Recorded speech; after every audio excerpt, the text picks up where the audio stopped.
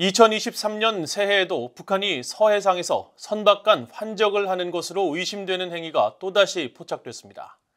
북한 평양 인근의 열병식 훈련장에서는 지난해부터 대규모 병력과 차량이 매일 집결해 열병식 준비 정황이 더욱더 뚜렷해지고 있습니다.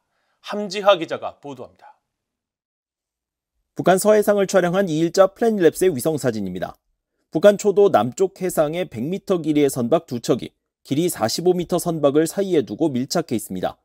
이곳에서 동쪽으로 약 1.7km 떨어진 곳에서도 95m 길이 선박 2척 사이에 크기가 작은 선박이 자리한 모습을 볼 수 있습니다.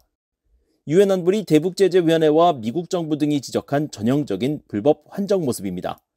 특히 전문가 패널은 지난 10월 공개한 중간 보고서에서 북한 해역에서 밀착된 선박의 장면이 담긴 위성사진을 공개하면서 세 척이 맞댄 경우 가운데 한 척은 크레인용 바지선일 가능성이 있다고 밝혔습니다. 따라서 이번에도 선박 2척 사이에 크레인용 바지선이 자리한 것으로 추정됩니다. 이날 이 일대에서는 선박 4척이 2척씩 맞붙은 모습도 포착됐습니다. 이번 선박 접선으로 어떤 대북 제재 품목이 거래됐는지는 알 수 없습니다. 하지만 지난 2017년 채택된 안보리 결의 2375호는 북한이나 북한을 대리하는 선박이 공해상 환적을 통해 물품을 건네받지 못하도록 한 만큼 어떤 물품을 주고받았든 안보리 결의 위반입니다.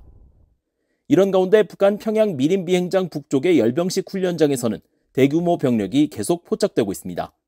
2일 촬영된 플래닛랩스의 위성사진을 보면 김일성 광장의 연단을 형상화한 지점 바로 앞에 35개 대열이 일정한 간격을 유지한 채 서 있는 장면을 볼 수 있습니다. 또 대열이 움직이는 훈련장 내 도로에도 대열 6개가 보입니다.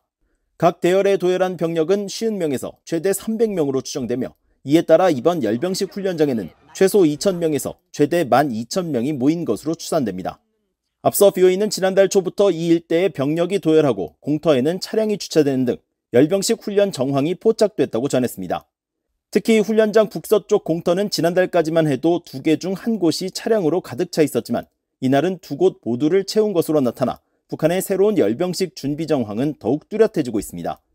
북한은 지난 4월 조선인민혁명군 창건 90주년 열병식을 개최하고 신형 대륙간 탄도미사일 ICBM인 화성 17형을 비롯해 극초음속 미사일 화성 8형 등을 공개했던 만큼 이번에는 어떤 무기를 드러내며 무력 시위를 펼칠지 주목됩니다.